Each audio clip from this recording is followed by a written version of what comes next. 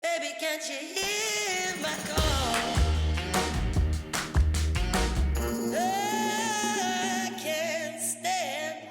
Hi, everybody. I'm Dave Sims, and welcome to the Hey Now podcast. We're talking World Series here, people. We got some good friends and broadcast colleagues and former player here with us. But first, a couple of things.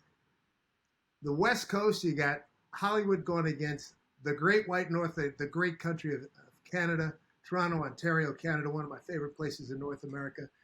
This is going to be very, very interesting. The drama has been unbelievable during the playoffs, and especially with Toronto against the Yankees and against the Mariners. It's a heartbreak out in the Pacific Northwest. What can I tell you? But this is going to be fun. We're going to kick this around, talk about the World Series. And joining us right now, we start with Stephen Nelson, radio voice of the LA Dodgers. We got Rob Parker from Fox Sports Radio, co-host of and inventor, the creator of The Odd Couple on Fox Sports Radio. Vernon Wells, an outstanding baseball player, center fielder, 12 years with Toronto, 3 times an all-star. Let's look at your numbers, Vernon. Good run, 15 years, my man. Good stuff. Really good. Long time ago. Angie Mentink, who I know from my days in Seattle. We did a lot of work together. A great commentator, got a chance to call games this year on TV. And Dan Shulman, one of the great voices in North American sports, TV voice of the Blue Jays. And are you still doing ESPN Hoops, right? I'm doing a lot of ESPN hoops. Yeah, if this World Series goes 7, I might have a bit of a conflict. So, but yeah, I'm doing ESPN I'll hoops. be able to deal with it. Well, glad to have you guys here. Let's talk. Let's just set the stage here for this World Series, Toronto and LA, and let's go ladies first. So we'll get to you, Dan, because I know you're the winner, but we'll put you for the cleanup spot. But Ange, your thoughts going into this World Series after seeing Toronto a lot. How do you see them shaping up against the Dodgers? Well, I just think the Dodgers are just an incredible team right now. You look at what they were just able to do against the Brewers. Brewers are such a good hitting team going into that series, and it just made them look silly. But it is an interesting matchup with the Toronto Blue Jays because, this Toronto Blue Jays team that just really doesn't strike out very often. They were even better in the ALCS than they were in the regular season. And then on the other side of things, you have the Dodgers starters who lead the majors in whiff percentage. So it'll be an interesting matchup. But yeah, I mean, when you look at what the Dodgers are throwing out there, particularly with that starting rotation, the Toronto Blue Jays, even as good as their offense is, got their work cut out for them. Stephen Nelson, voice of the Dodgers, your thoughts?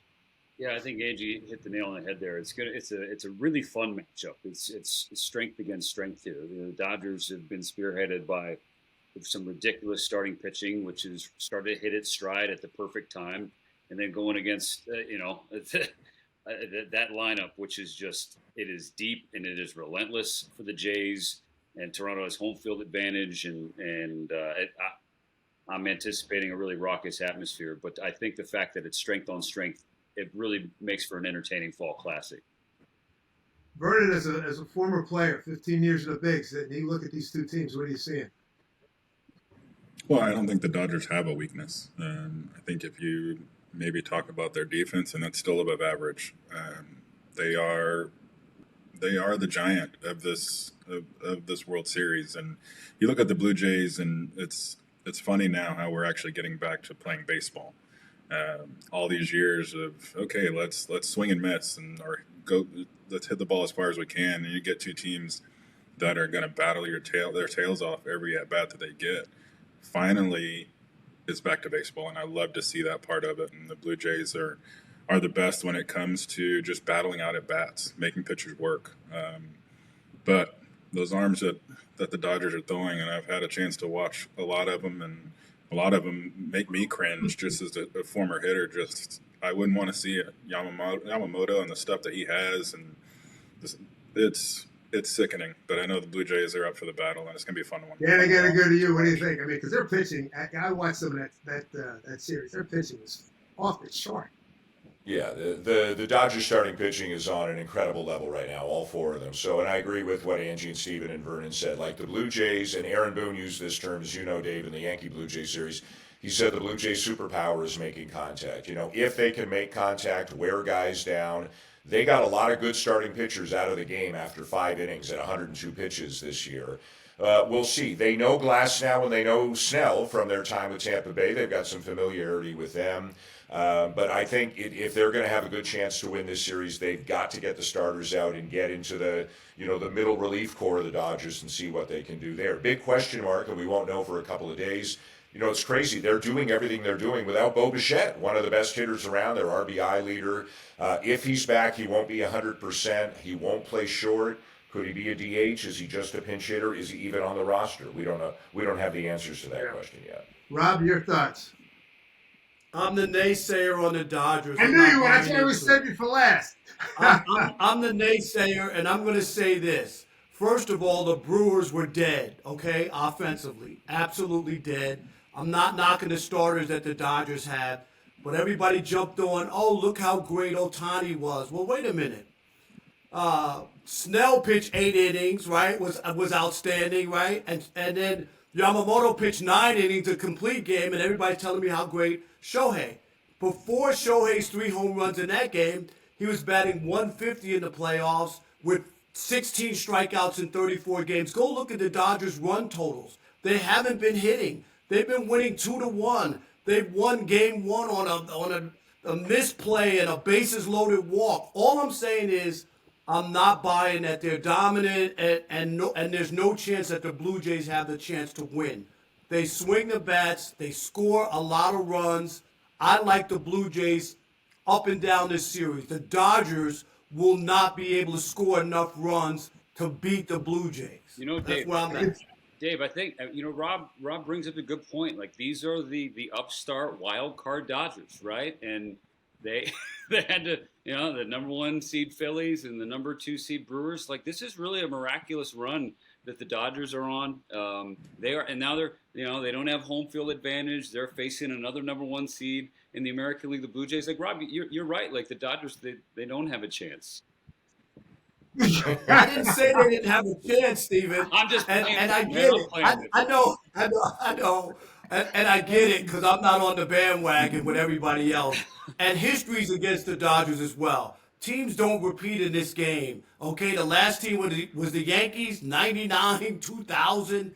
And the last National League team to repeat was the 1975-76 Cincinnati Reds. It's been a long time.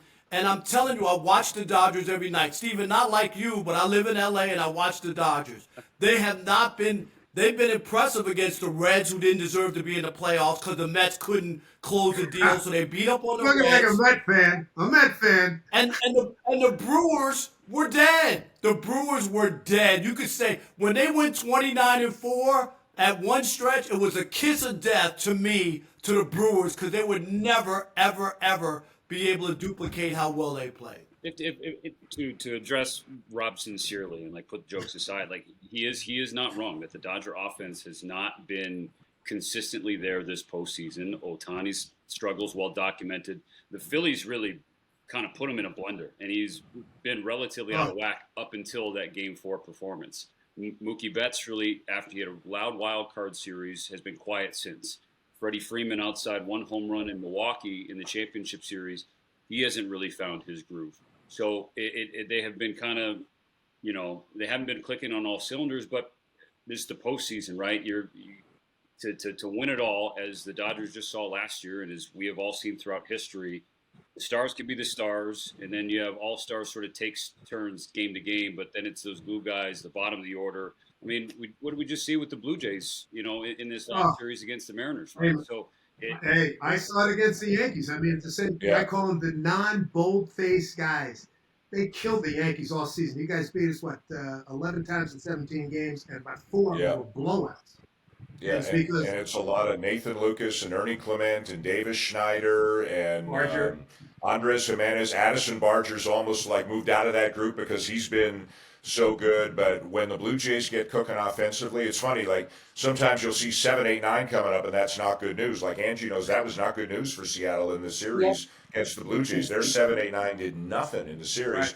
And, when we go to break and 7, 8, 9's coming up, we're like, okay, Ernie Clement's going to get on, and somebody will put a ball in play, it'll find a hole, and then they'll get a bunt down, and then somebody will throw it away on the other team, and the next thing you know, George Springer's at the plate with a couple of men on, and stuff like last night happens. The bottom of the Blue Jay order keys a lot of the success at the top of the order. And you can understand why they don't want to get to the top of that order, why they are trying to, basically, get the bottom of the order to hit it at somebody. I mean, George Springer is just on another level.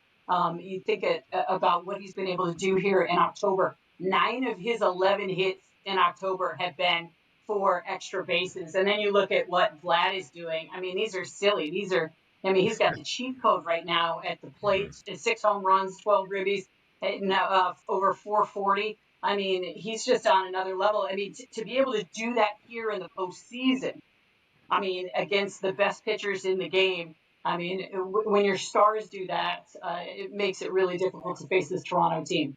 Vern, I wanted to ask you about that. I know as a broadcaster, too many times, Angie, you can vouch for this. Too many times, what Dan said, coming out or going in the break, hey, we got 7, 8, 9 going, and I'm sitting once the camera's off, and I'm like, ugh.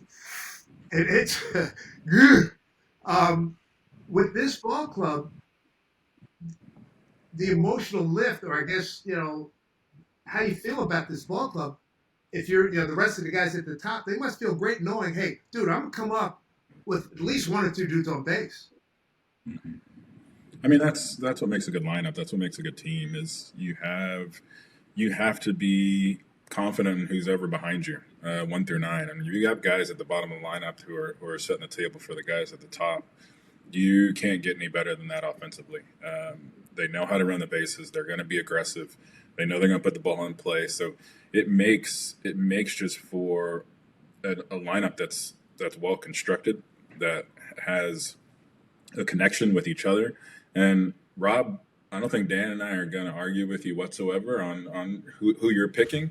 But the bad side of this is the Dodgers have struggled offensively, and they're still sitting where they are. So if they do get going offensively, and the names that they have and the pedigree that they have, and they've been there, done that, and those names worry me some. Those guys have the ability to come out of it, and they come out of it together. This series it's going to be an epic. And I'm not here to tell you that the Dodgers can't compete or it's going to be a 4-game sweep. I'm just trying to give you like the other side that I've watched, and I have, and the struggles that have happened offensively. I just have been watching the Blue Jays and been wanting to count them out time and time again. And all I see is them piling up hits and home runs, and they convinced me last night. I'm convinced. I'm convinced, and I'm not convinced of the Dodgers, and I just don't think that they'll be able to duplicate what they did to the Brewers, who to me just seemed like they were spent, they were dead, and it's not to knock the pitchers who did what they did, but man, for a team that was that good all year, they couldn't put anything together. I'm going to blame the Brewers more than I blame the Dodgers pitchers. I want to ask Vern a question just from the player standpoint, because as soon as the Dodgers won that LCS against Milwaukee, like MLB Network, everybody started kicking off the rest versus rust conversation, because the Dodgers are going to have 6 days off in between the last game of the LCS and the first game of the World Series, and they reference the October Rockies from 07, and they reference the Tigers in 12. Each of those teams had, I think, the Rockies had 8. I forget the Tigers 5 or 6 games, and both of them got swept. Right? I don't know if I think people would be shocked if that were to happen to this Dodger team, but where you stand on the rest versus rusting in the postseason, given that the Blue Jays just had to play 2 games for their lives and then get to stay home in their own beds. Mm-hmm. Oh yeah, I think there's an advantage to that, no doubt. Just that time, baseball is all timing with everything from hitting to pitching to even defense, like all that stuff. You try to replicate and duplicate it as much as you can, but it's not possible to do at game speed. But as from a hitter standpoint, machines and the ability to continue to train your eyes and just crank up machines as hard as they can go and continue, just so your eyes are used to seeing that velocity, seeing that movement. Those are the things that you can do during this time for where, Mookie, Freddie, Shohei, those guys, they may not have been dialed in, they may not have been locked in, but you take that time during these days to get your eyes trained back, to get your body right. You never know what guys are playing through and dealing with, and those things never get talked about. But yeah, I think that rest versus rust is really just a matter of what you're doing during that time frame that's going to allow you to walk into game one of a World Series and feel like you're locked in. And the only thing I can equate it to is just towards the end of my career coming off the bench. And yeah, it's hard because you don't see pitching for a week and then have to go in and pinch hit. It's hard, but those guys they're the best at what they do. And this series is going to be about, I think it's going to be about obviously the stars of the Blue Jays. I mean, the stars of the Dodgers and kind of those unnamed heroes of the Blue Jays coming. Hey Dan, I want to address something that Vernon brought up. We said earlier, it coming back to the baseball that we knew, put it in play, make the plays, that kind of stuff, and deep. Do you think it'll be, and knowing how much of a copycat industry we're in, I mean, are you going to start seeing teams try to build like what you guys are doing, are working with? I don't know. I mean, so you and I saw each other a lot this year because the Blue Jays and Yankees are in the same division, and the Yankees are not that kind of team at all. They can hurt you with homers, but there's a lot of swing and miss. Seattle can really hurt you with homers, but they struck out. I know it was 62 times in 6 games. I don't know what it was in Game 7, and the Blue Jays had only struck out 34 times in the first 6 games going into Game 7. So I don't know. It's it's funny, Dave. As we were doing games this year, whether it was Buck Martinez and myself or Joe Siddle and myself. We get through a series in June or July, and it could be against Minnesota or Cleveland or San Diego or Seattle or St. Louis, and we finish the series and go, are these guys good? Like, is this sustainable? Like, they keep doing it. They keep winning 2 out of 3, 2 out of 3, 2 out of 3. Is this sustainable? And then you wake up and it's late July, and you got a 5-game lead in the toughest division in baseball, and I guess it's sustainable, and here they are. So I don't know. I think a lot of analysts or a lot of analytical people would probably say that's a tough way to win ball games. And then the next level is, well, maybe you can do it in the regular season, but in the postseason, power plays, right? And we've all seen the numbers about if you out-homer your opponent.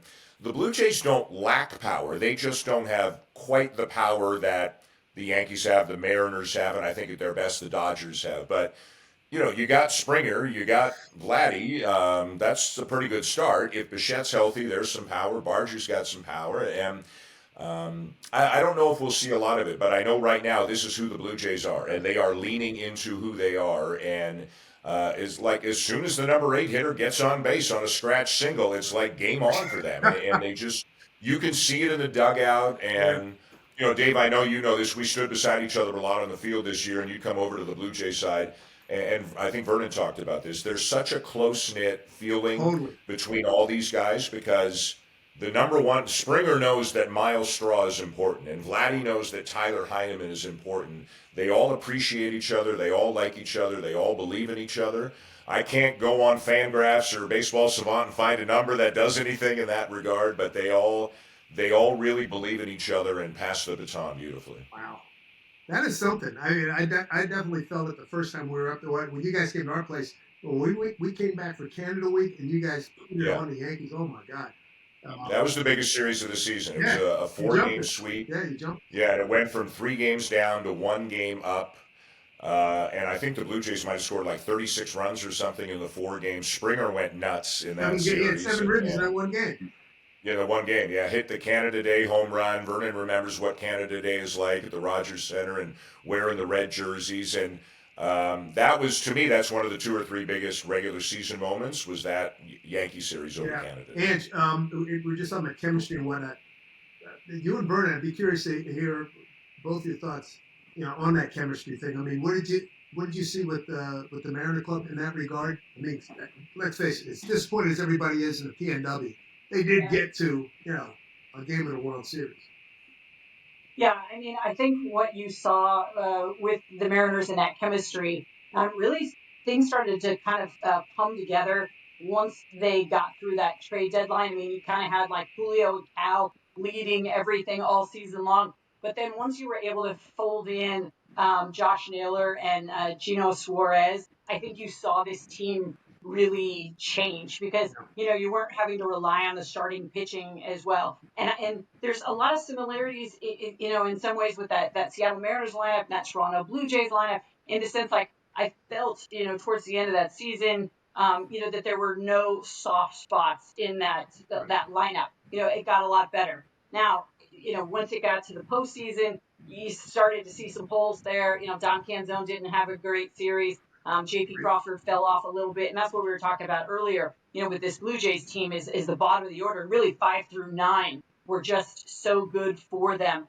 But I think there is something to that. There's something about the trust in the guy behind you and not having to do it all. And that's what I see with this Toronto's team is the trust in the guy behind you. Don't go chasing hits, because that's when you get into trouble. When you start going outside the zone because you don't trust the guy behind you.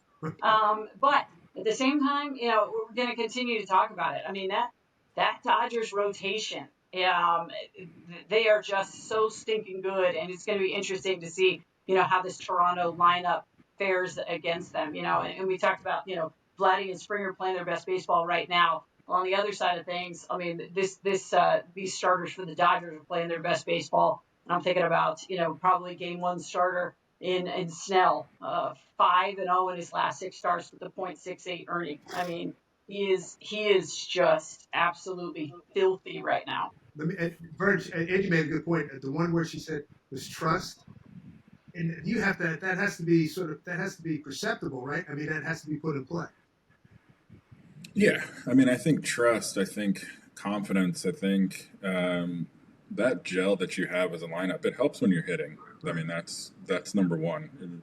When guys around you are hitting, and you can not get outside of your strengths. Now you can just stay in your strengths. You can stay in what you know how to do and what you do well, and allow the game to just come to you. Because if they don't come to you, then the next guy will get them. Some of the best lineups I've been a part of, and I was honored to be a part of some really good lineups that led the league in several different things.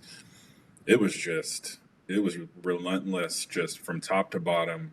Guys are going to, if you make a mistake, it's going to get hit hard somewhere, and it could go a long ways. And that part of the game, it's contagious. And it's odd that it's contagious because there's so many different factors, and it's so hard to hit a baseball. But when you see guys all around you doing things that shouldn't be happening on that consistent of a basis, it rubs off on everybody. And that's why you see just their game is never over with the Blue Jays. There's always a moment where, okay, a couple guys get on, battles are happening, and then somebody makes a mistake, and boom, 3 runs are on the board that quick, and game's over. So that's who they are, and that's who they become, and that's who they hang their hat on that now, and it's fun. What's your national view? Too soon, Vernon. Too soon. Okay. Sorry, I'm sorry. I'm sorry, back, Angie. okay? My bad. I got it. Okay? I saw it too. I'm with you. What's your national view there, Rob? Of the, in terms my of national view chemistry is and leadership and the separating, the champions separating themselves from the pack. I still think it's great to say, hey, we all trust each other, we like each other. It's about timely hits. You don't get timely hits in the postseason. I mean, I could sit there all day. The Brewers all trusted each other. I heard everybody tell me all year about the type of baseball they played and how they loved each other and the manager, and nobody cared who got the big hit. They didn't get any timely hits. And when you don't get timely hits, you don't win. But I do have one thing I'm thinking about this whole. You would think that this would be rah-rah, everybody wants the Dodgers to win. And I know Canada and the United States have not been on good terms since a certain president took over. But I think there will be a lot of people rooting for the Toronto Blue Jays to beat the new evil empire and the Dodgers. That there will be a sentiment. Steven, I'm right around MLB Yeah, it's obvious. We're going to see that graphic on social media where it's like, am I right? teams rooting for the World Series, and it's going to be a small pocket, half of Southern California, because Padre fans and Angel fans also exist, half of Southern California. Everything else is going to be Blue Jay.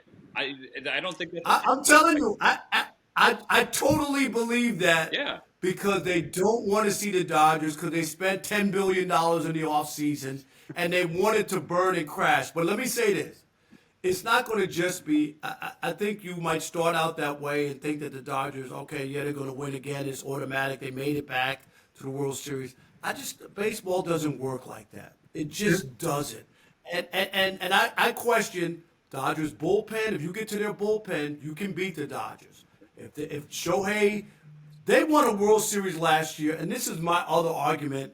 Why can we pump the brakes on he's the greatest player who ever played? Okay, stop. First of all, they won a World Series last year without him hitting and without him pitching. With him having one Okay, shoulder, go look it correct, up. yes. All right. Last year, he had a bad shoulder. He didn't hit well, and he didn't pitch last year. This year, they were up 3-0, and he was batting 150. He wasn't even involved in anything. He hadn't pitched. They were up 3-0. They had made it through the postseason without him hitting. Okay? In time. He's on a track to be great. Don't get me wrong. I'm not saying. But he's not there. Can we stop? Well, here's the thing. And Rob and I got into this last night when I was inviting him. We were going back and forth, hammer and time.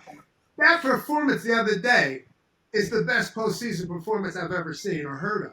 Are you sure, Dave? Bob Gibson. Are you Bob kidding me? Gibson pitched a complete game.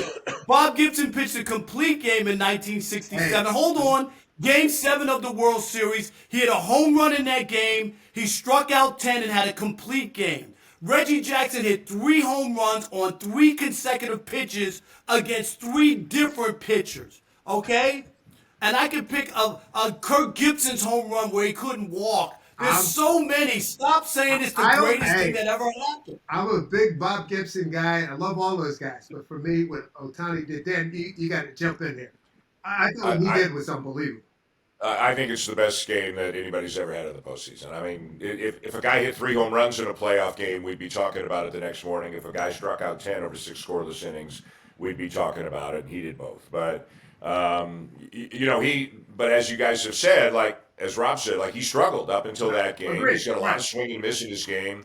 The problem is, like Judge, if you make a mistake, like, it's gone. Like, it's not even a question mark. So, we haven't talked about Blue Jay pitching at all. And to me, that's just as big a part of the story. I mean, that's, Ohtani, Mookie, and Freddie, that's no joke. And obviously, the Blue Jays know Teoscar Hernandez very well, too, right? He had a lot of good years in Toronto. But, how the Blue Jay pitching does is going to be a huge part of the story. Can the bullpen get clutch outs in close games like they did in Game 7? But as Angie knows, they didn't do that always earlier on in the series. And then the starting pitching, they got a 22-year-old young man, Trey Savage, who has made 6 starts, the best of which, Dave, you saw against the Yankees. The Dodgers are on that trajectory machine in LA right now, trying to learn about that crazy way up top arm angle and that splitter. Like, there aren't many Trey Savages out there. So, and he'll start one of the first 2 games in Toronto. So I think that's just as big a part of the story. I think the Blue Jays will find a way to score some runs. They don't get shut out. They make too much contact and they expose defense because they make so much contact. But can their pitchers hold down, the big thunderous bats at the top of the Dodger lineup? All right, it's prediction time. What do we got? Let's start with you, Vern. No, I'll go Blue Jays in 6. Rob? I want to go Blue Jays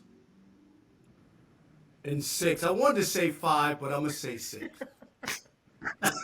I wanted to say 5 because I wanted to see them celebrate on the field at Dodger Stadium, but I'll say 6. I don't know if Steven and I can do this, though. We're calling the game. We're out. Yeah, that's right. You're out. All right. We're out. You can just tell me with your eyes. Blink. Andrew. I'm going to say Dodgers in 6. Okay. I'm thinking. I will say one thing. This is surreal for me because, obviously, Dan, hearing your voice for years and years in different sports, it's I can just close my eyes and it takes me to so many different memories. And then Rob, I can turn on the radio in the evenings and hear you yelling at somebody, and now you get this is a fun group. So this has been fun and a good group to be a part of. I appreciate you doing this. Hey, Dave, Vernon and I knew each other when we both had hair. That's how long we've known each other. Yeah, we were both young men once. Man. I hear that. I can totally relate. I always love when you and Billis come on. Everybody, hey, got some of the boys on. You gotta love That's it. right. Hey, Hey, if the camera's shooting us from behind, you don't know who's so who. this is another fun tie, Simsy, is that when I was a college student at Chapman University in Orange County here, I worked at Angel Stadium. I was a part of the entertainment production staff, so the Jumbotron crew, and I would work the camera well right next to the Angel dugout, and Vern was there, and Vern was such an awful human all the time. No, I'm kidding. He could not have been nicer every time. Like, I mean, that was a really. I remember Mike Sosha teaching me some words that I didn't know existed.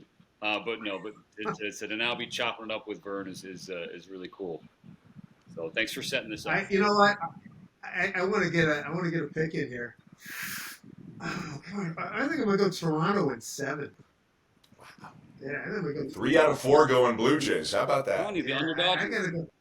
It's a, I mean, after the Yankees are a good team. They have their flaws, but you guys mashed us for the most part, and it was relentless. It was like boom. I mean, I hit that one call where what was it? When Vladdy hit the home run, I said, "Boy, it looks like he's really ready to unload." And here's the pitch. He did when he hit the. It's like, give me a break. It's just that kind of pressure put on you against reasonably good pitching. So I'm gonna go with Toronto. Also, Toronto lost the first 2 games at home, right? Embarrassed in game 2, and they won the series. They won 4. I don't know how you could look at them and not think that they can go and stand toe to toe and beat the Dodgers. I'm serious because I hear you. that's I mean, a big hole to be in. They were down 2-0, 3-2 to the 3-2 to the Mariners, and down 3-1 yesterday. They come on a win. So, Yeah. I mean, being able to dig that that well and just keep grinding and everything is super impressive. They don't give up. They don't know how to give up. I'll tell you that. They may not win, Yeah. but they won't give up. Yeah. Yeah, actually, to Dan's point, both of these teams with 52 come from behind wins, Dodgers and also the Toronto Blue Jays. So the one thing is like, don't ever count either team out late for sure. And to that point, Ange, I think on the entertainment value, on the entertainment scale, that's why I went with 7. I think this is going to be high entertainment. And I know probably the Fox people, no offense to Toronto, but they probably wanted a second U.S. market. They didn't get it. But they got, L.A., come on. But, I mean, they got L.A., so they didn't get New York or Philly or anything like that. But I think it got a chance to be a heck of a series. Dan, pitchers, Yusevich is key, but what about Gosman? Is Bassett going to be in? Is he going to be in the club? Gosman will be, so he pitched in relief in game 7, right? So it would be 3 days rest for him to start game 1, so don't know that yet. Gosman obviously will be a big key. Savage will obviously be a big key.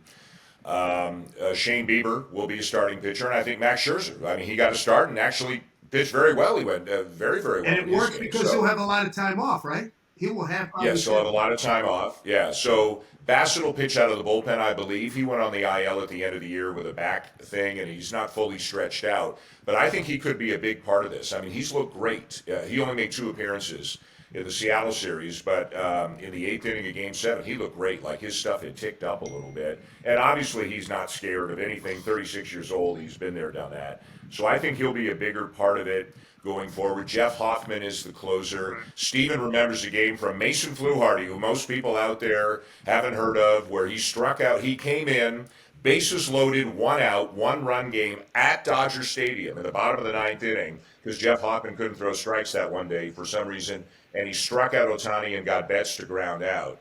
And it was like the most miraculous escape you ever saw for a guy who had not been in the majors all that long.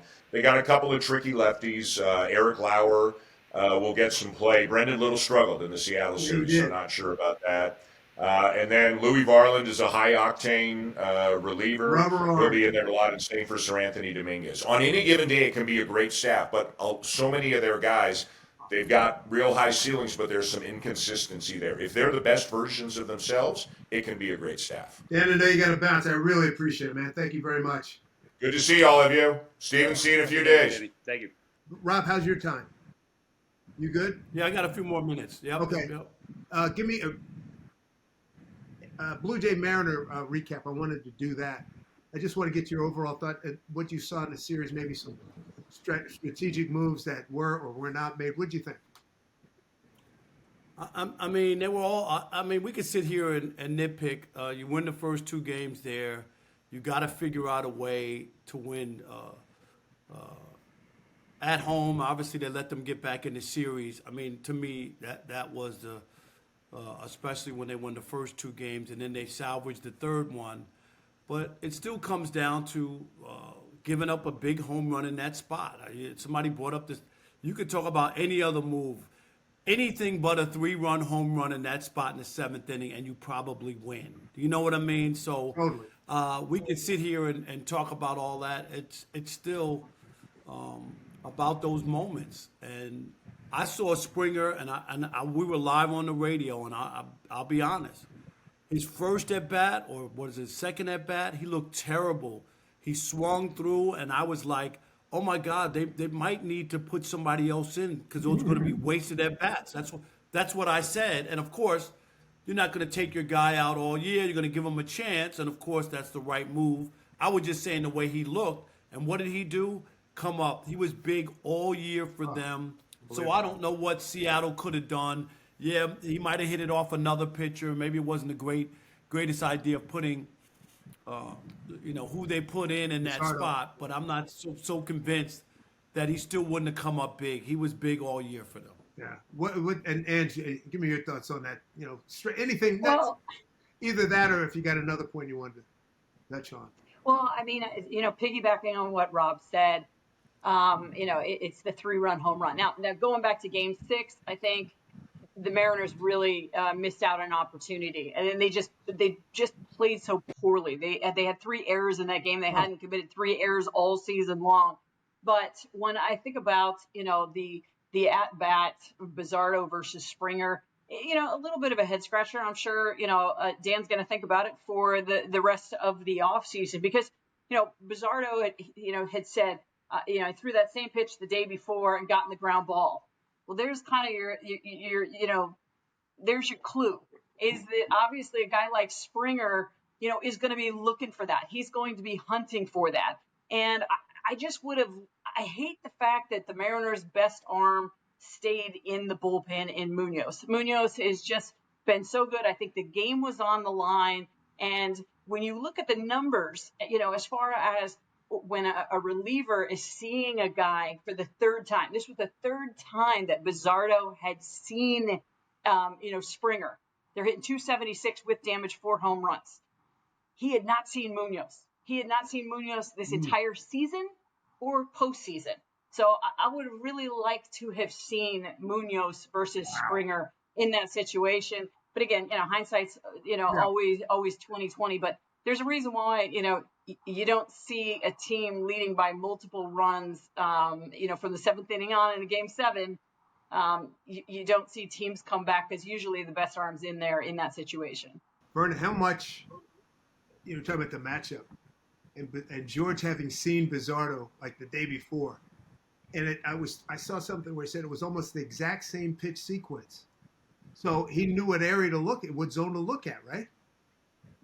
Yeah, I mean, Angie hit it right on the head. It's the moment you say, I threw the same pitch and the same, as a hitter, I've already played out every at-bat that I've had against you. I know when I've had success. I know when I haven't. I know what you got me out with last time.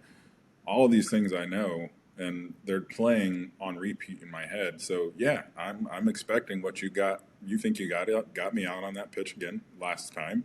I'm ready for it. And George was ready for it. But I back up even to George Kirby. He was a different person in this game. And they took him out, and I looked at my wife. I'm like, why is he out of this game? He's thrown 4 innings, and he looks like a different person than he did in his last start. Guess what? You leave him in for at least another inning and allow him to continue dotting that fastball the way he was. He wasn't hanging breaking balls like he was his first start. He wasn't making those mistakes. He had his fastball had more life on it. Allow your guy who's locked in, who's ready for that moment, obviously, because he's doing what he's doing. Allow him to pitch. Allow him to do his job. And then guess what? Now you back those guys up, and guess what? Now you get your best arm in the game at the end, and now the Blue Jays are sitting at home, and now Fox is happy because they're not losing a whole country of watchers. Is that a thing too? And I've been, from what I've seen, managers and pitching coaches, they have in their mind, this is the pocket, this is the lane where we want to have a guy and it goes almost against everything you just said. This is where he's got to go, as opposed to sometimes you got to go with the head and the heart too, in addition to the numbers. And sometimes they have to supersede, don't they? Yeah, and I think Dave Roberts has done a much better job than most when it comes to looking at his pitcher in the eye and saying, you know what, you've got it. You go do what you've been doing and continue to dominate. The biggest situation I can remember, and thankfully I was there in person because of COVID and the Dodgers playing the Rays, and Blake Snell was being Blake Snell against the Dodgers. And I'm looking down and I see Corey Seager, I see Mookie Betts, and they hadn't had a chance against Snell in their first two at-bats. Both of them punched out their first two at-bats. I see Cash, and I play with Cash, and I love Cash. I see him come out of the dugout to go get Snell, and I look down at Seager, and I look down at Mookie, and I look at their dugout, and smiles. They couldn't believe that he was taking him out of the game because they had no chance against him, and they took him out, and their whole disposition changed, and it was over with at that point. I knew it at that point. It's just like those are those moments you just have to feel it. It doesn't matter. Oh, it's third time through. Who cares? It's Blake Snell. They're dominating. He's dominating two of the best hitters in the game, and they don't want to see him. Now you let him off the hook. Game over. Series over. I have a friend in Tampa Dodgers win. who is so angry. He's still angry at that like it happened 30 seconds ago. Oh, I bet. That was their opportunity. Yeah. I mean, my boy is like, am I the only one who's still pissed? I said, no, I don't think so. There's probably a lot of people. Oh. Well, they still wouldn't be spending money anyways even if they did win, so it doesn't matter. But it's over managing, you know that, where people over manage. Sometimes look at the circumstance. There were situations, and I get it, on reputation or what people are doing. Sometimes you have to look at what is somebody doing right now, and you saw that against Ohtani was scuffling, but they still kept walking him and pitched to Mookie in those spots. You know what I mean? A couple times you got where you could say, well, if we're ever going to pitch to Ohtani, this is it. He's struck out 16 of his last 34 at bats. Maybe you know what I mean? But you're afraid to do it. So sometimes you overmanage instead of saying, who's hot now? Who's balling now? And again, anybody watching that game says, how do you take out a guy who's dealing like that because you feel the third time around they're going to finally get to him or something? You know, like you're predetermining that. When I've seen guys, great pitchers, pitch complete games and dominate, and they have the stuff. You don't even think about it. I can remember, I think Dwight Gooden pitched 24 complete games the year he was 24-4. He had 24 complete games. And I remember Davey Johnson saying, there's nobody in the bullpen better than him. I'm like, who am I bringing in? Yeah, just sometimes it's the case we got to use the bullpen guys. Just because you haven't doesn't mean you have to use them. And not everybody can answer the bell the way it was going. Hey, folks, I really appreciate this. It's been a blast. Good to see y'all. See all your happy faces. And Thank you.